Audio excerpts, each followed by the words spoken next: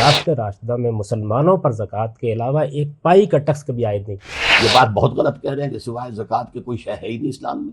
ضرائب اور tax, import export کے tax جو ہیں خلافت راشدہ میں موجود تھے۔ جمعے کے ممبر کو ان مولویوں سے چھینا جاتا اور ریاست کو لوٹایا جاتا، حکمران وہاں جاتے اور وہاں جا کے تبلیغ تلقین کرتے، اس کے بعد آپ کی پولیس موجود ہے۔ تو اسلام کے اندر امر بالمعروف نہی عن المنکر جو ہے حکومت کا کام نافذ کرنا بھی ہے۔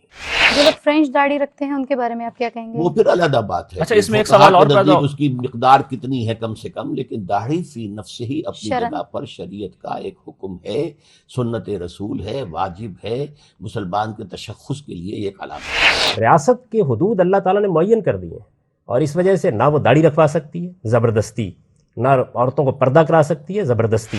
تو اس میں حرج کیا ہے؟ داڑھی مونڈی جا سکتی تو رکھی بھی نہیں جا سکتی۔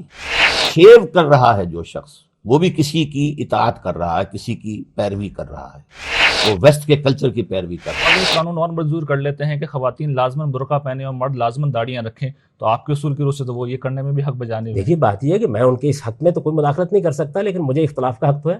میں یہ کہوں گا کہ یہ وہ کام ہے کہ جو آپ کو تبلیغ تلقین سے کرنا چاہیے، اس میں آپ قانون نہیں بنا سکتے۔